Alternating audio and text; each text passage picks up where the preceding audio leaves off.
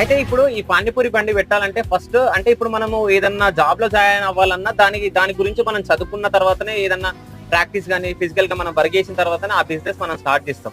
So అంటే పానీపూరి బండి అంటే ఈ బిజినెస్ స్టార్ట్ చేయడానికి మనకి కొన్ని కావాలి ట్రిక్స్. అంటే ఎట్లా రెడీ చేస్తారు పానీపూరి, అసలు ఏంటి అది ఇది అని చెప్పి. అంటే ఇదంతా ఎక్కడ నేర్చుకున్నారు మీరు? నేను ఎక్కడ నేర్చుకోలేదు బ్రదర్, ఓన్ రెసిపీ. అంటే డిఫరెంట్ వెరైటీస్ చేస్తూ ఉంటాయి ఇంట్లో. యాక్చువల్లీ చెప్పాలంటే నేను వెరైటీస్ చేస్తూ ఉండదు. ఈ పానీపూరి కూడా స్మాల్ అమౌంట్ క్వాంటిటీస్ చేస్తా అన్నట్టు ఇంట్లో, అంటే పిల్లల కోసం మా కోసం కొంచెమే.